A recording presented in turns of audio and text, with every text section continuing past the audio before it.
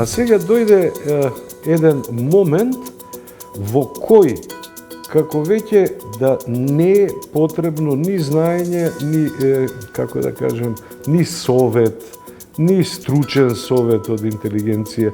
Јас некако не го мерам времето во години, го мерам времето во песни. Правиш чуда некогаш за да стигнеш до пари. Тешко е, ама не велам само за радијата. Кај нас во Македонија е тежок секој бизнис. Луѓето ќе одат таму каде што им се обезбедува подобро работно место, каде што повеќе ќе ги платат, каде што нивното семејство или нивните блиски ќе имаат поголеми шанси за напредок во повеќе аспекти. Ја молам Бога да дојде денот кога ние ќе се споиме бар малку со Европска унија, да почнеме било што натаму. Во психологијата на оние кои сакат да владеат е всадено чувството на нарцизам.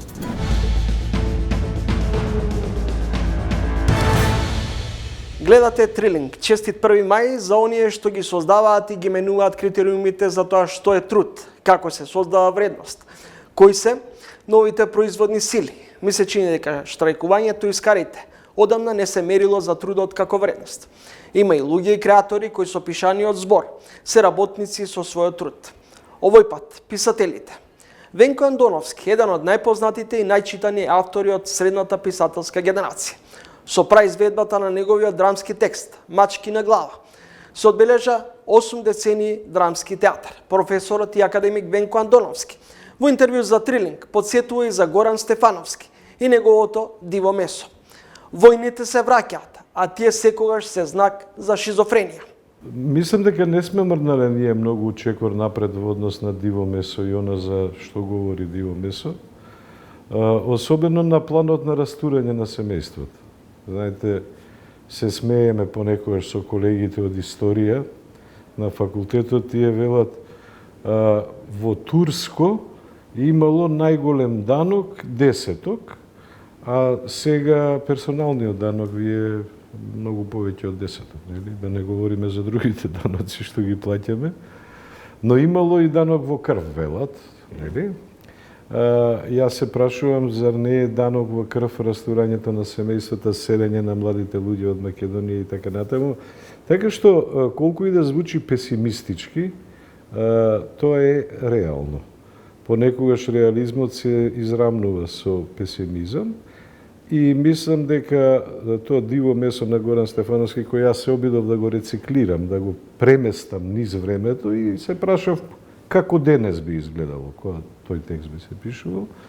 Мислам дека тоа диво месо уште ни стои и дека не ни е решено. Зошто не сме мрднати од статус-ко позицијата? Па јасно е зошто, затоа што во оваа земја идеологијата излезе вон времето. Значи, од секогаш државите ги воделе политичари, идеолози, лидери, но од секогаш имале и умни луѓе крај себе. Сега тоа некако како да се, како да кажем, како да се отцепи политиката од државата, како да се стара некое самостојно предпријатие за фабрикација на политички вредности, главно се повторуваат празни фрази и егиди, но никој не покажува реален интерес да се промени стварност.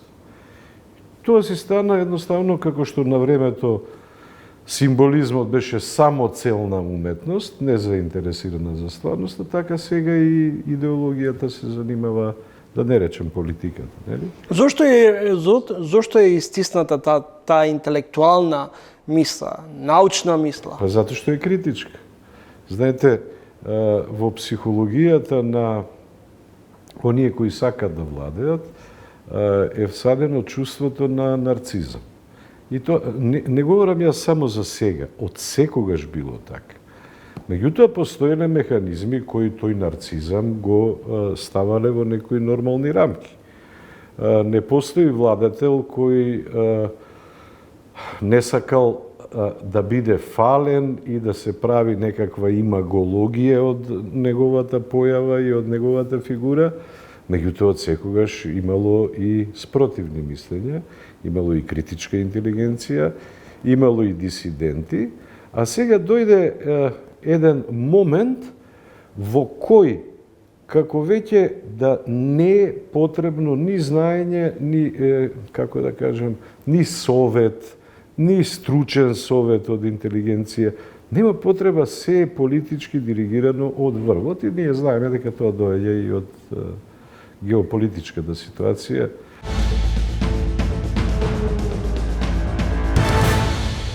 Целото интервју со писателот, драмскиот текстописец, романсер, университетски професор Венко Андоновски ќе имате можност да го следите во следното издание на ТВ магазинот Трилинг. Писателите се ехо на минатото, глас на денешницата, слики за иднината.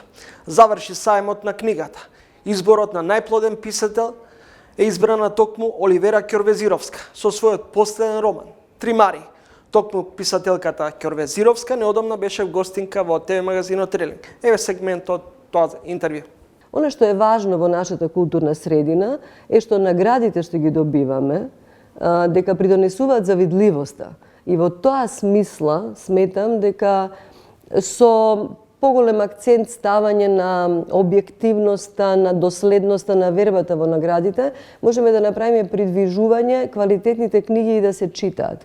Не зборувам само од аспект на човек што ја добил роман на годината. Овој роман доби 2 претходни награди пред роман на годината и овој роман доживеа своје Тримари, доживеа своје второ издание, веднаш после Рациновото признание кога го доби. Рацинова, а потоа и Стале Попов. За истиот роман За истиот роман, значи романот Тримари доби 3 награди, тоа се 3 награди годишни, што воопшто може да се добијат во Македонија. Јас сум горда на тоа, но сакав да кажам во контекст на вашето прашање околу тиражи. Тримари е таков каков што е кога сум го напишала. Мислам, без наградите немаше да доживее ни второ издание, ниту да стекне ваква широка не популарност, туку видливост би рекла. Значи наградите се тој фактор што ги придвижуваат нештата. Погледнав едно интервју на вашиот колега, почитуваниот и професор Венко Андоновски, меѓу другото тој вели: најпродавана книга во моментов може да биде она која е најглупавата книга, затоа што 90% од човештвото е заглупавено од политики и војни. На Венко нема што да му се проговори, да му се приговори, тоа е всушност диагноза во центар. Јас не би била толку строга како почитуваниот Венко Андоновски, ако наполно се согласувам со ова што го цитиравте. Сегам да кажам дека тиражите кај нас во Македонија се нешто што е многу комплексно. Не можеме да кажеме дека најдобрите книги се тие што најмногу се читаат и што имаат најголеми тиражи. Господја Ќорвезировска, дали денеска недостасува критичката мисла, она мисла која бара напор, посветеност, ослободена од целта да слугува или да некому да служи? Па, стана практика, како флоскула некоја стана, дека немаме книжевна критика, затоа имаме толку врева во книжевност. Ова не е далеку од вистината, бидејќи со згаснувањето на печатените весници и форматот на новинските рецензии како редовни, се наруши ритамот на брзата критичка реакција. Постои книжевна критика, се разбира, меѓутоа таа стана академска, поретка, излегува во специализирани списанија и навидум ни се чини дека не постои. Всушност тоа што не постои е брзата новинска критика. А брзата новинска критика ја нема, бидејќи едноставно во весниците веќе нема такви рубрики. На порталите и на приватните профили на социјални мрежи се појавува нешто што прилега на критика, но тоа некогаш е добро, а многу почесто е лошо, бидејќи секој веќе стана критичар за се, бидејќи полето за представување на сопствено мислење, колку е добро што е широко, толку е и ризично.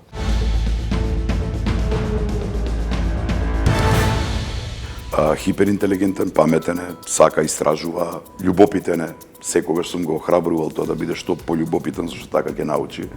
Знаеш како викам, јас скоро бев на едно место и разговаравме и викам, син ми најголемиот е 26 години. Значи јас 26 години не сум имал тврд сон. И ја не знам родител што откако ќе му се роди дете, после тоа може да има тврд сон. Тоа е уствари концерт на публиката за сите овие 30 години. Оние кои што не прателе до сега, мислам дека вечерта заслужуваат да поминат убаво и веројатно тоа си го доживуваат како публика, дека како свој концерт. Како свој концерт.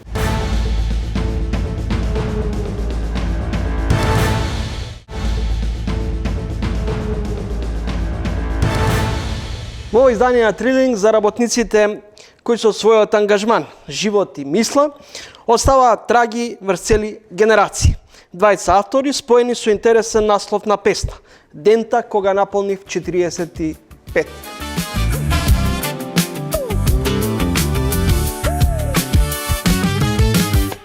Дента кога наполнив 45, беше жешко како во пекол. Се прашав што ли направив и дали е во ред. Гости во ово издание на Трилинг, Брейк и Пере. Нокаут. Дента кога наполнив 45. Тоа ви е асоциација, се подсетувате на минатото, на лудите млади години или ја навестувате иднината? Па некако и двете работи би ги се опфаќаат, да. Значи иднината и она што сме го поминале, односно тоа е текст кој што го, да кажеме, го проаѓа човекот за 45 години, оној период кој што, да кажеме, поминува низ сите проблематики можни И созрева. во животот. И созрева. Да, на некој начин. Брейк, И некаква одскочна даска за понатаму све што ќе се случува. Брейк 1 мај, на што те асоцира? Денот на сите работници од сите сфери Бизнисмен, на планетава. важи за бизнисмен, собственик на 3 радија, пејач, каде најмногу се пронаоѓаш? Делумно градежништво исто. Каде ме носи срцето Дента? Каде ме носи срцето? Плановите ми се секогаш темелни, плановите се издржани, се разбира во секој бизнис мора да бидат. Музиката ми е голем дел од мојот живот, затоа и бизнисите делумно ми се комплементарни на таа музика со која се бавам. Ама сакам и авантури некакви, затоа што ако човек почувствува дека е способен и може, има енергија, има добрата екипа, јас секогаш кажувам, се гордеам со мојата екипа која стои позади мене, за сите мои луди идеи. Дали песната за тебе е издувен вентил, а бизнисот всушност е она што... Не се сети. Бизнисот е нешто што morаме го работиме. Мора да се живее, сакам да живеам убаво и ако сака човек да живее убаво, мора да работи на повеќе полиња. Барем кај нас така и да не речеме светот. Создавам, творам на повеќе места и од повеќе места помалку задоволува сите критериуми можни. Музиката ми е опуштање големо. Музиката ми е еден Баш вентил. кај него е таа Да. big picture, големата слика е кај него целосна и некако се, ако се запрашаме дали има некаков судир интереси, мислам дека Па и да има. нема. Па не, мислам Па и дека да има. Мислам Зашто дека да нема? нема, баш. Знаеш, кога работиш музика, некојаш ми кажуваат, абе добро, имаш лесно, и тебе слушавме хит на твоите радија. Добро, и на Антена, на конкурентите мои беше хит. И ако направиш добар материјал, ќе го слушаат секаде, дали се мој радија, дали се туѓи радија. Се сеќавам еднаш еден од собствениците на Антена, бевме на некоја заедничка дебата со сите медиуми и вика, вака седно карши мене, вика, Брейк ме, например, радиски опонент. Ама неколку песни негови биле хит кај нас. Затоа што вика, јас не можам, вика, ако да го игнорирам фактот дека е добра песната и бара аудиториумот, да не ја пуштим од било какви причини. Пере, 3 децени нокаут на музичката, македонската музичка сцена. Подеми и падови. Што најмногу во изминативе 30 години ти оставило впечаток? Неколку пати го смени составот, го нема, например, Франц, за жал, Ацо Конга го нема. Токму така, види, 30 години како 30 минути. Морам така ти кажам, како на сон помина. Така што јас некако не го мерам времето во години, го мерам времето во песни, кои што нормално допринесуваат во самото општество, нели, да ги спои луѓето, да им влезе песната во срцето, во чувствата кај луѓето. Така што секој човек тоа го доживува, па посебно за 30 години, да кажеме, кариера. Али континуитетот е добар. Да, нормални се тие работи, меѓутоа да бидеме континуирани е некако тешка задача за нас уметниците, посебно во една ваква мала држава кај што, да кажеме, е многу мал пазарот. Меѓутоа, ете, се бориме храбро. Пере, првиот контакт со музиката си го имал на 2 години. На 9 години твојот татко ти купил пијано. Па не, на 2 години ми купил пијано. Пијано? Нешто подоцна. Иако нешто подоцна. си преферирал пред се си имал афинитети кон спортот, фудбалот, кошарката. Паралелно некако тие две работи ги водев, да кажеме, во тие, да кажеме, помлади години, до 25, инаку кошарка професионално тренирав до свој 16-17 години. И, значи, за работнички, малку за МЗТ, после тоа, инаку паралелно идев и во нижо музичко училиште, па средно музичко училиште, после тоа и факултети и така натака и така натака.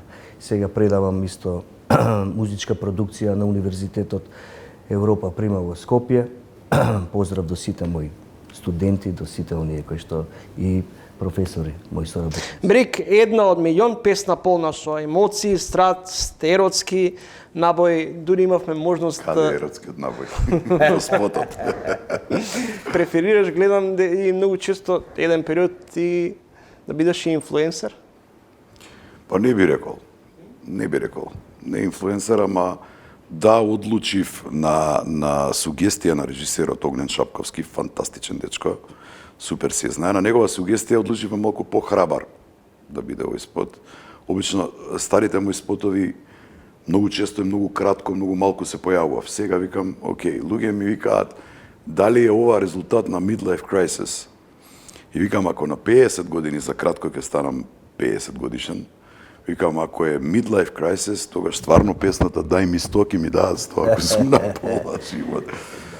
И зборуваат дека и некој, викам, да, и да е, ова е начинот на кој си ги лечам моите midlife crisis. Што има лошо во тоа? Со музика, со убави ликови, со убави луѓе околу, со убави бои во спотовите. Мислам, не е тоа само љубовен пар, јас со друго девојче, туку целата продукција е, целото светло, целата боја на спотот е фантастична.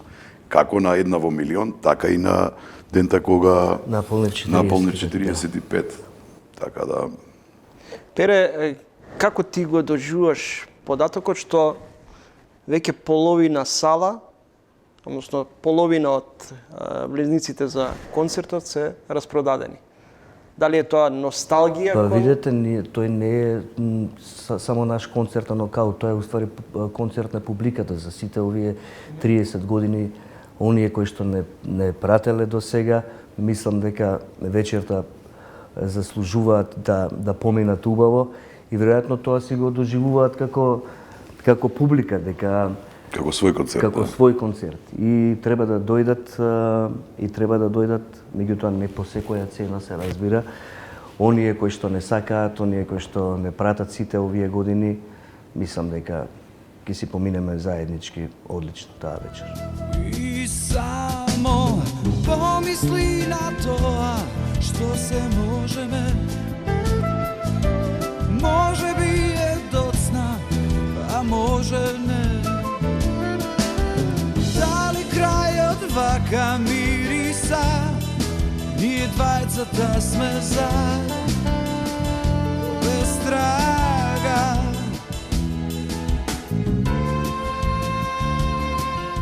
Дали денеска понекогаш ти доаѓа да кажеш се нека оди во бестрага? На сите нас ни доаѓа на дневна база. Па верувам и кога би те прашала, јас тебе обратно ти ви кажал, да, денес 4 пати сте кажав, све во бестрага да оди. Види, ми се свиѓа што умот на Игор Џамбазов се преточи во песната на Пере и излезе еден страшно добар материјал и јас сум дел од тој материјал, од таа песна. Таа е безвременска. Дури сега скоро бев на една имаше еден ивент каде што Тарабунов, супер ликче, доаѓа и вика сега ќе испееме заедно безвременската во Бестрага на брег. И стварно ме радува. Убаво е да оставиш добар материјал позади себе. Да те памтат по убаво, Знаеш како викам ја секогаш, по 100 години нас ке нема, песните ќе останат, спотовите ќе останат. Тој видеозапис, видеоматеријал. Затоа треба да се трудиме што поубав, подобар да биде и некои правнуци мои ќе седнат ке кажат его дедо ми. За 20-та прашање, кои ви се најтешките удари кои што сте ги доживеале во животот? И на приватен и на професионален план. Сум доживеал многу нокаути. Да кажеме во животот. Најтешкиот нокаут, па види, тоа се и емотивни моменти во животот, кај што нели се одјавуваат на близок. се одјавуваат од животов. Да кажеме, ете на мајка ми, одјавата на мајка ми од овој живот. Не знам, може би имало, сигурно има и нож во грб, знаеш, тие моменти не ги доживувам. Ја, пошто сум уметник и многу ги примам работите при срце, при душа, емотивно, да. Така што, како и да е, значи сме поминали и добро и лошо за овие 30 години нокаут кариера и мислам дека јачината кај човекот е да остане присебен, да бидеш свој, да ги издржиш сите удари, да ги издржиш сите удари, апсолутно. И покрај секој нокаут повторно да станеш и повторно да влезеш во рингот. Смртта е најтешкото нешто што човек може да го доживее, бидејќи нема назад од тоа, смртта на близок. Знаеш како се радувам секој ден на здравието, на среќата на моите деца, на моето семејство, на моите блиски, на пријатели, па дури луѓе што не ме сакаат, толку им посакувам добро. Им посакувам здравие да имаат. Секој има право на свое мислење, имаат, како ги викаат поново, хейтери. Супер се и тие хейтери, нека се живи и здрави. Така ќе знаеме балансот, позитивен, негативен. Па и не е баш нормално да те сака секој. Се разбира. Но смртта мене, како што кажа Пере на татко ми, многу ме измести од колосек. Тој ми беше човек пример. Прочитав едно интервју дека во одреден период си посетувал и психијатар. Дали тоа една од причините било разводот од првиот? Не беше толку разводот колку што беше посакував менталното здравие на син ми, кој тогаш беше 8-9 години, да не биде многу тектонски пореметен од сето од таа наша разделба со мајка му. Така да ми се чини дека права одлука донесов тогаш. Работев сериозно со психијатар, дури него му беше представено као да е другарка моја, да кажеме, и си правиме муабет, за да може да направи на маса неофицијален скен, за да го пратам целото тоа растење негово и до одредени години, дури после он сам свати, ова, зашо вика зборите за други теми, да викам злато е убаво е, и он ден не посетува за било каков проблем доди. Си има психијатар. Си посетувам психијатар, сосема нормална работа. Дали може да кажам дека за 20-та дека важите за семејство на многодетно семејство? И ти Пере посебно со 4 керки. Многодетно најсреќно со 4 керки. Јас слободно, да. 4 керки, прекрасни деца, значи Како се справуваш со 4 дами? Не, тоа е тоа што ме прави среќен мене во животот, во суштина, тоа не исполнува. Кога ќе размислиш, значи здравјето, сите оние околу мене што ги сакам да се добро, да се супер, се справувам одлично, некогаш и напорно се разбирам, меѓутоа е Разговор, многу разговор. Да. Брик, двете деца ти се во Скопје, третото е во Лондон. Сега е во моментов во Лондон, да, студира таму втор факултет запиша. Откако тука заврши на Финки? На Финки заврши со добар просек, со супер просек. Хиперинтелигентен, паметен е, сака, истражува, љубопитен е. Секогаш сум го охрабрувал тоа да биде што пољубопитен, зашто така ќе научи. Знаеш како викам јас, скоро бев на едно место и разговаравме и викам, син ми најголемиот е 26 години. Значи јас 26 години не сум имал тврд сон. Ја не знам родител што откако ќе му се роди дете, после тоа може да има тврд сон. Секогаш го мислиш, секогаш размислуваш, секогаш некаде позади во главата ти се децата, да се добри, дали едниот излезен, дали другиот има љубовна мака, дали третото се искарало со некој другарче, па тоа емотивно го повредило. Разговор, само разговор. Како ги воспитувате, ги учите вашите деца? Преку книгата, преку книгата, со дружбата, со разговор, како што вика Брейк, мора да се разговара на секоја тема. Мој весе веќе, како што каже, он има 26 години, синов, мојата е 28, најстарата, втората е 19, они се веќе првата дипломираше, втората веќе средно завршува оваа година. И воспитувањето е дел од животот. Значи, јас додека сум жив ќе ги воспитувам своите деца. Никола Перевски пере и Дарко Гелев Брейк гости во Трилинг. Како оценувате денеска музичката сцена? Брейк повели прво. Плодна. Сериозно плодна. Што мене искрено ме радува, иако немам јас директен импакт во сето тоа. Знаеш, не сум композитор, не творам. Знам од време на време си напишам некои текстови убави, па да излезат тие да... Дури еден направивме јас, Пере и Игор Џамбазов заедно. Еден текст тоа не е типично. Плодна. И тоа е супер. Жално е што пазарот е тој што е, многу мал. Бариерата јазична ни е таа која ни е. Посебно ме радува кога има исклучок некакви проекти, како ми се чини дека Тони Зен имаше со бугарска некоја продукција, хип-хопери, со не знам како се вика, и успева и тоа, затоа што близината на јазикот некаде компатабилна со бугарскиот, па некаде толку не со српскиот, ама секоја соработка наш артист со некој од околината од Балканот што ја прави, што имаат сличности во јазиците, што можеме се разбереме, е за поздравување. Пере, се живее од компонирање и од пеење?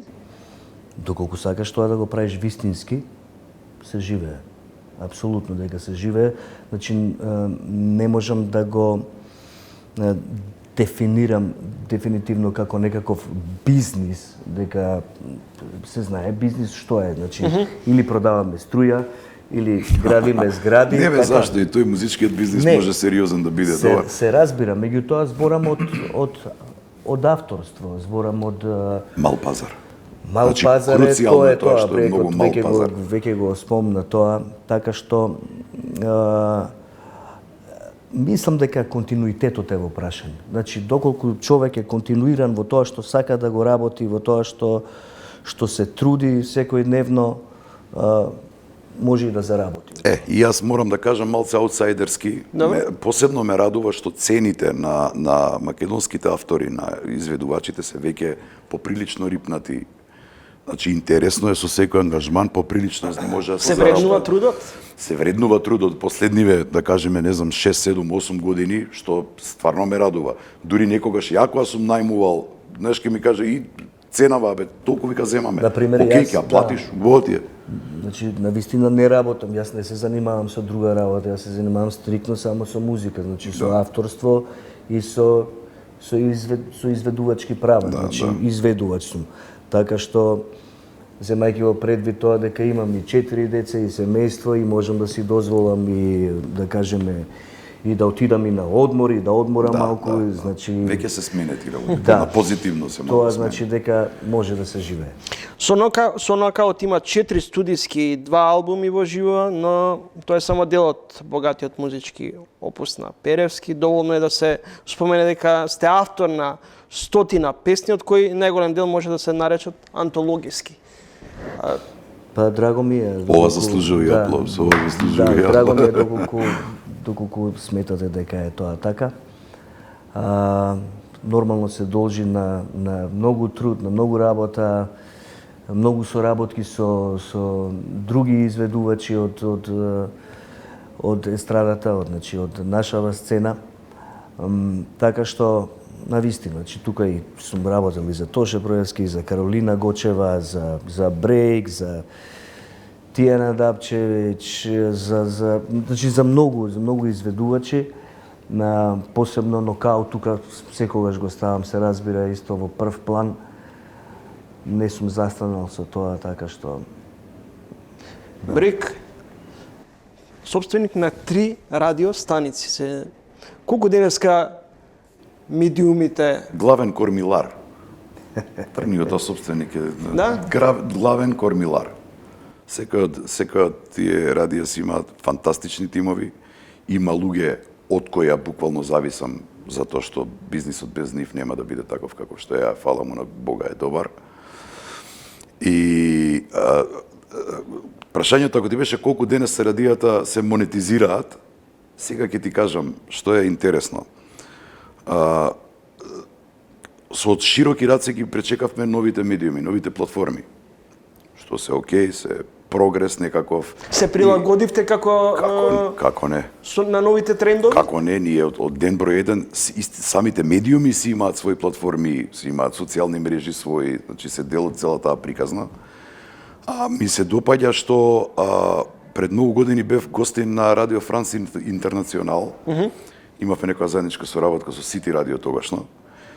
И они викаат, дури и таму вика, радиото нема да умре, вика, радиото нема некаков вкус, некаков прогрес, ама е делумно ти одзема концентрација, значи ти можеш да возиш и си го слушаш. Во мали просториички мајсторчиња кај што работат, администрација кај што работи, банка, кај што им треба фул концентрација, во позадина си работи радиото. Колку медиумите се финансиски одржливи долгорочно, ако се остави исклучиво на маркетиншкиот колач? Тешко е. Ние многу често јас ме зезаат, мене ми викаат господарот на компензациите, знаеш, правиш чуда некогаш за да стигнеш до пари. Значи, за да стигнеш до финансиите, 8 круга ќе завртиш, за да дојат парите таму, за да можеш да ги поделиш на вработени, за да можеш да оствариш некаков профит. Тешко е, ама не велам само за радијата.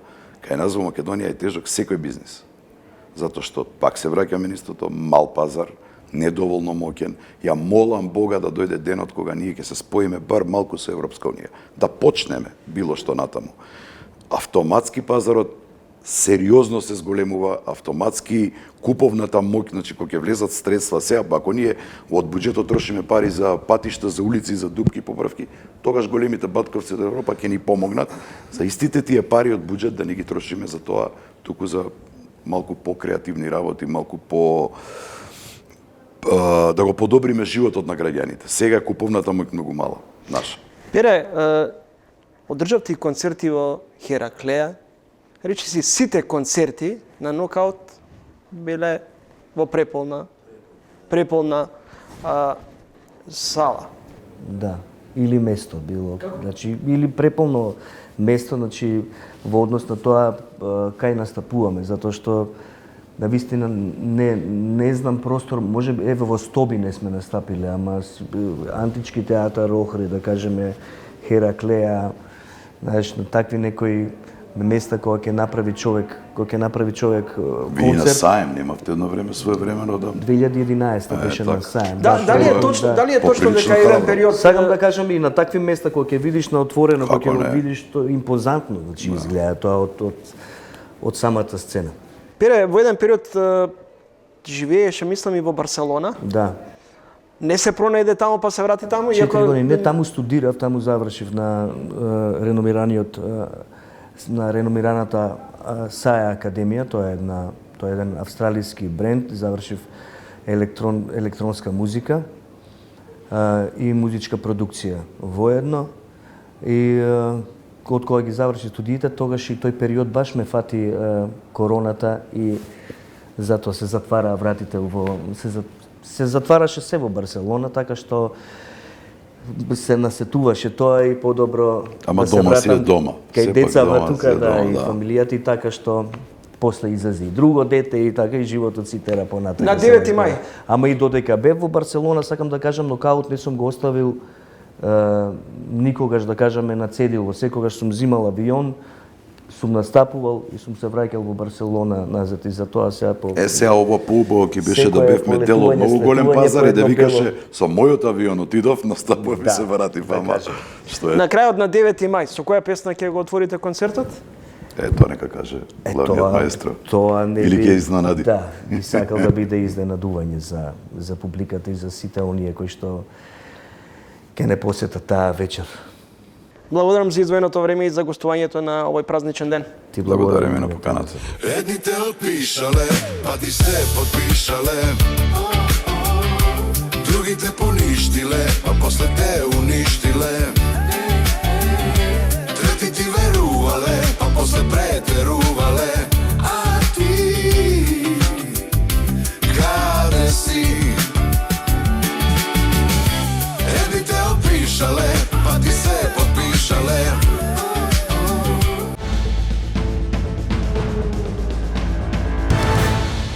секоја влада сака да има влијание врз високото образование, независно од кои причини и од кои побуди. И тука навистина е интересен тој сооднос меѓу оние што владеат, политиките, ресурсите што се одвојат за тоа и резултатот што се прави. Може да се влијае и позитивно, може да се стимулираат некои процеси, но мора да јакне и оној така наречен приватен или реален сектор. Не може владата и општеството и она што е државен капитал да ги води 90% од сите процеси во државата.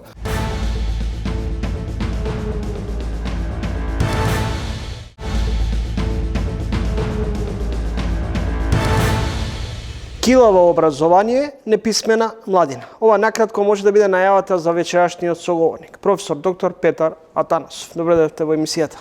Добро ве најдов.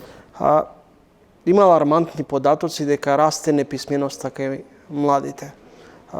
Се чини дека по секоја година, секој истражување покажува алармантни податоци. На што се должи ваквиот негативен тренд? Просечниот производ или она што излегува како резултат од повеќе нивоа, особено во пониските нивоа, се должи на еден подолг негативен тренд кој трае подолго време. Анализите се многобројни, но отприлика знаеме што случува. Ова истражување што ние го направивме, а веќе во јавноста е промовирано, зборува за уште едно ниво на можеби алармираност за квалитетот на основното образование, а тоа е што во основното образование според сите стандарди не треба да има толку големи нивоа и разлики помеѓу училиштата, општините, каде одите на училиште, во кој град учите. Но ова истражување покажа две негативни страни на основното образование, особено она што го испитувавме во 4-то и во 8-то оделение. А тоа е дека постојат големи разлики во резултатот што го прават учениците, дури и во урбаните средини. И особено што оној податок што излезе од ова истражување, барем ние што го направивме минатата година, постои голема разлика во квалитетот меѓу учениците од 4-то и од 8-то оделение. Тоа значи дека кога овие ученици од 4-то оделение ќе стигнат во 8-то оделение, ќе бидат уште послаби од оние ученици што се денес 8-то оделение.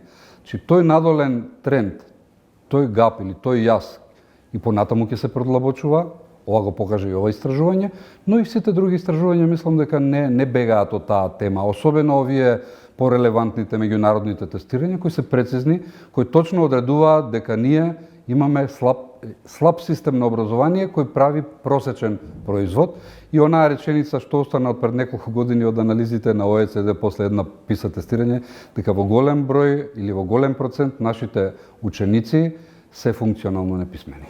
Зошто ја губиме битката со квалитетното образование? Ако зборуваме за ова ниво на образование, после 2-3 месеци анализа на ова што го добивме голем број на тестови, 1288 примерок на ученици од 4-то и 8-то оделение.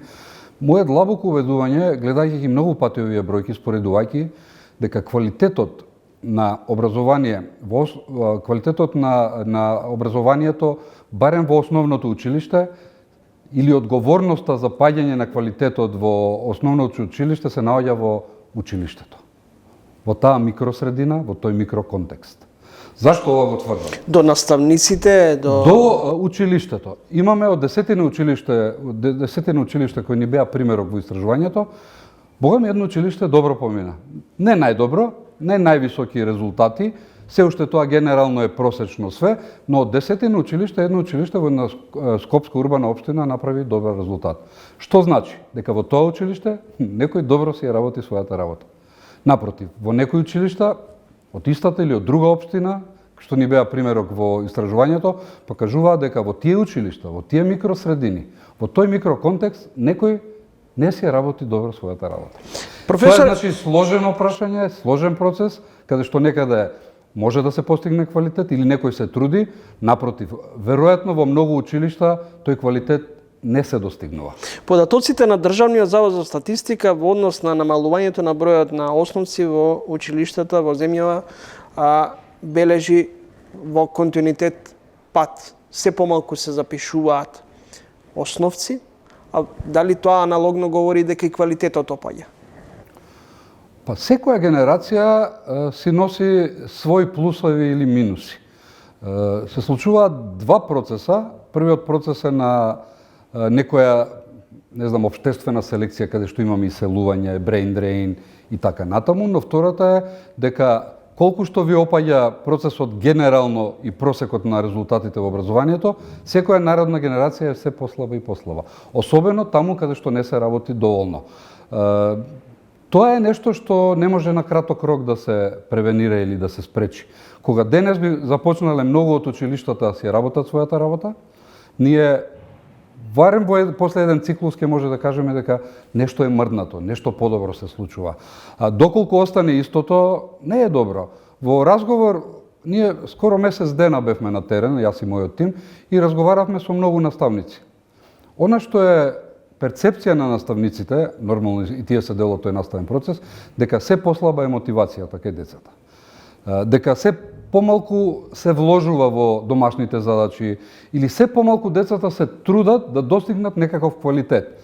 Но тука веројатно како претпоставка треба да ги земе општествените фактори, не само овие микроцелини, но постојат училишта, постојат наставници што веројатно знаат што треба да се прави, но општествениот контекст ја изгуби таа мотивација за образование. Веројатно некои други негативни процеси владеат, каде што интересот за образование или за квалитетно образование опаѓа и тоа ни се одразува врз сите сегменти. Професоре, дали политиката ја крои судбината на младите?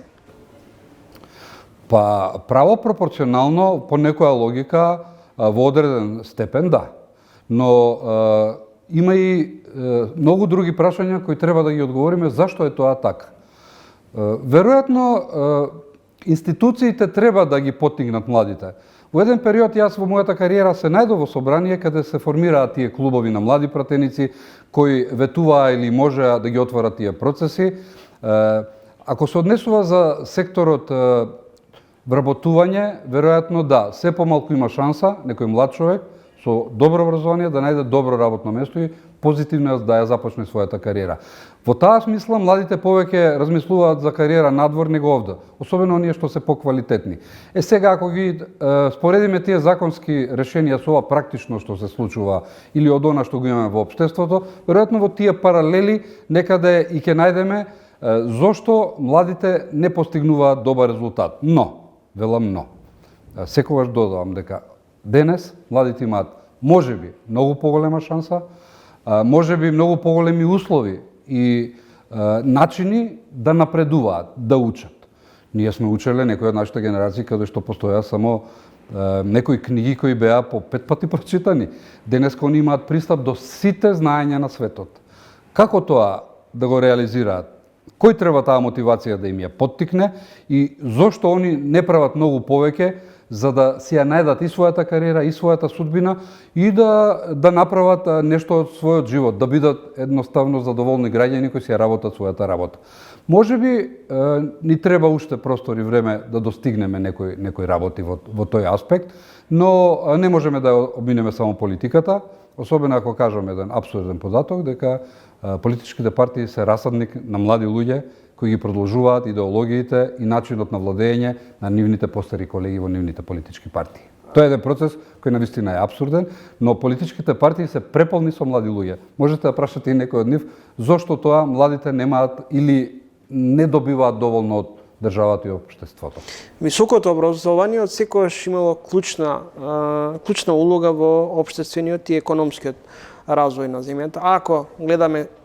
Ако се вратиме наназад, дали ќе дојдеме до заклучокот дека ние немаме светла иднина во овој дел, немаме генерација која може да не поведе како држава. Имајќи во предвид исто така и дека имаме перманентно и тренд на иселување, особено кај младите. Вие споменавте околу brain drain, но генерално младите најчесто перспективата ја бараат надвор. Секоја политика во современите држави, секоја влада сака да има влијание врз високото образование, независно од кои причини и од кои побуди.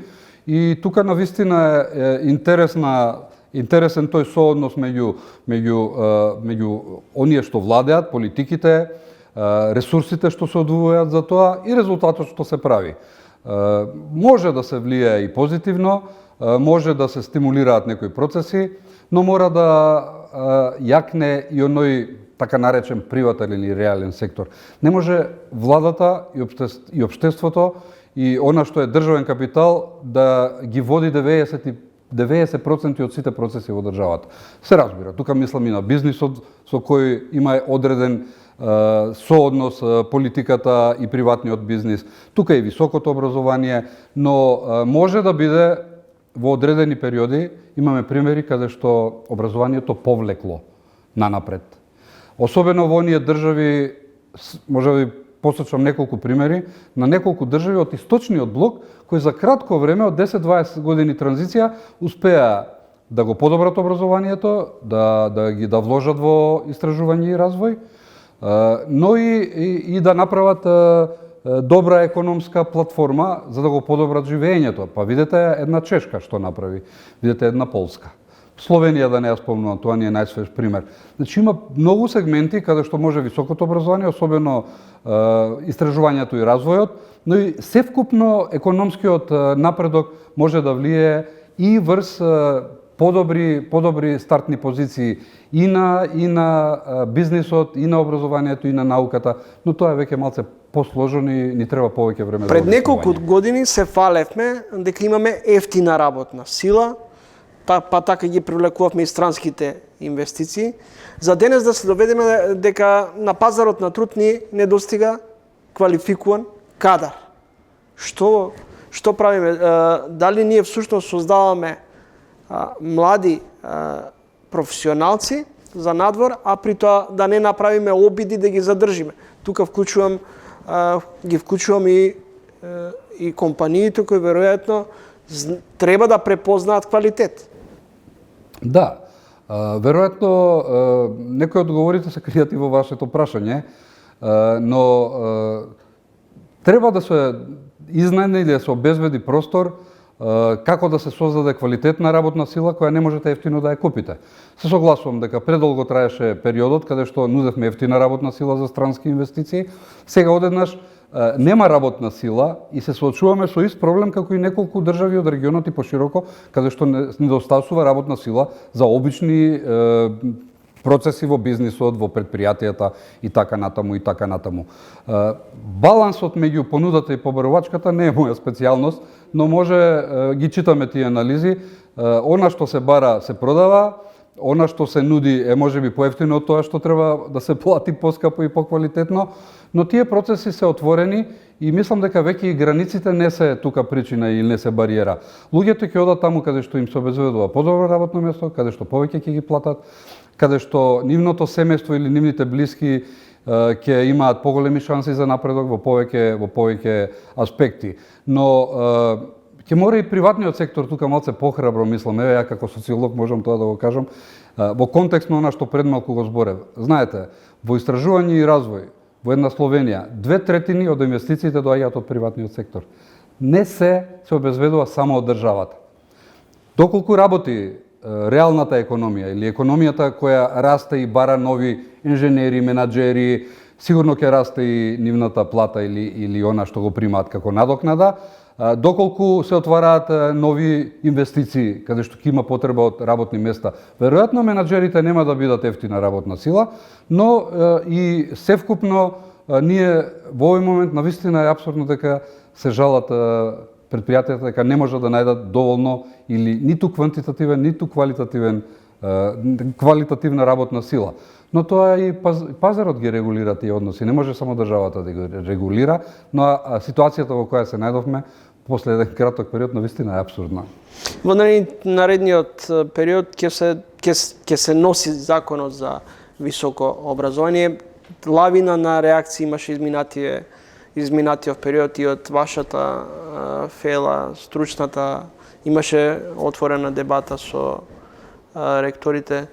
Сметате ли дека овие реформи, овој нов закон може да допринесе во поквалитетен високообразовен систем или повторно ќе лутаме на принципот за едни ќе биде добар, за други лош, а при тоа ништо подобар ќе да не биде? Па, може две-три работи да издвојам. Прашањето е навистина интересно. Прво, треба да се потврди желбата на Министерството за образование да води јавна дебата. Тоа понекогаш и не се случува. Јас сум, например, сведок на неколку системски закони за образование, каде што и немало толку голема јавна дебата. Во овој момент ја имаше. Јас присуствував на 2 или 3 такви дебати и обидот беше Министерството за образование да се убеди во некои елементи од тоа. Јас не ги знам последните измени, но имаше активна јавна дебата и мислам дека беше позитивно. Што може да се промени на подобро или како до подобро образование? Значи, еве да почнем од, ќе бидам краток, УКИМ е добар универзитет, УКИМ е препознаен универзитет, УКИМ е универзитет кој може да направи и треба да направи подобар резултат. Ако ги издвоиме моментот на образование и настава од наука и истражување, тоа се две различни работи. Мислам дека УКИМ, а веројатно уште 2-3 универзитети може да постигнат добар квалитет и се гледливи по некои показатели. Но ова што го бараа новите закони, објавување на повеќе статии во меѓународно признати списанија, може да се постигне само со активна поддршка на Министерството за образование. Јас работам во еден таков научен институт и нам ни треба поддршка од Министерството за образование, особено во зачленувањето на некои европски истражувачки инфраструктурни конзорциуми. Но факт е дека видливоста и рангирањето на повеќето наши јавни универзитети не е добро. Во подолг период не се појавуваме на тие рангирања, тие се прецизни рангирања, независно колку се комерцијализирани базите и приватниот капитал што владее во нив, ние не котираме добро, но доколку направиме внатрешно преорганизирање, УКИМ и можеби уште 1-2 универзитети имаат капацитет да го направат тоа, но се разбира во еден подолг период со инвестиции. Имаме примери со Белградскиот универзитет, со Љубљанскиот универзитет, не е нешто недостижно, но ќе треба и професорите да поработат малку повеќе од тоа. Можеби многу политички звучеше она што го слушавме од страна на владата, на Министерството, но факт е дека немаме добар резултат, факт е дека треба подобро да се работи, но факт е дека имаме 1-2-3 добри универзитети, но ни фали она екселенс во ресерчот, што го кажуваме. И таму каде што постоиме, и таму каде што нема во тие 5, 6, 7, 8 рангирања, се бара екселенс во ресерч. Значи се бара да имате извонредно истражување. За добри истражувања треба повеќе пари, повеќе финансии и во наредниот период се надеваме дека Министерството за образование ќе пронајде партнер во УКИМ и во можеби на друг универзитет да заедно седнеме и да изработиме некаков план и планирање како паметно да се употребат поголеми ресурси за финансирање. Еве ова истражување за кое зборувавме денес. Кога ние во неколку теми би можеле да истражуваме на регионално ниво, веројатно нашите статии или она што ќе го пишуваме ќе бидат повеќе признати надвор. Македонија не е интересна во научниот свет. Можеби во некои науки како медицина, како техничко-технолошки, но како општествени науки не сме многу интересни за некои таму врвни списанија, но возможно е да се публикува, возможно е да се направи развој, но ни треба поддршка од Министерството за образование. Благодарам за издвоеното време и гостувањето. Ви благодарам и на мама.